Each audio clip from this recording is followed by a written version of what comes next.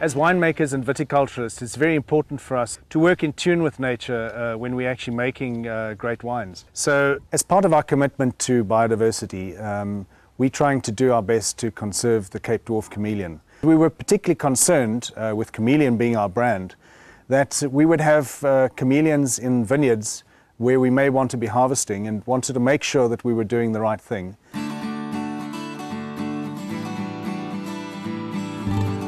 I work at SANBI, which is the South African National Biodiversity Institute. It's at Kirstenbosch. And SANBI has the task of basically assessing biodiversity in South Africa. We had heard of the issue of chameleons maybe being in the vineyards and possibly subject to being harvested.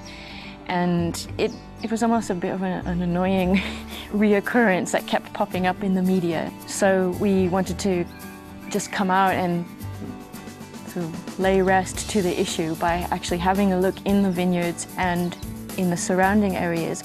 So we surveyed in the vines for at least a couple of kilometers worth of vines, and pretty comprehensive across the whole vineyard. We surveyed in all the different variety of grapes, and we found no chameleons. Yet when we looked on the outside of the vineyard, in the vegetation around the cellar and in the other areas, we found an abundance of chameleons. When the vegetation is not of the same structure, then it seems to avoid those areas. So for example, monocultures, wheat fields or fields of grass or even fields of vines, the chameleons tend to avoid. They prefer something that has different kinds of structure, different kinds of plants growing, and different levels, different heights of the plants as well.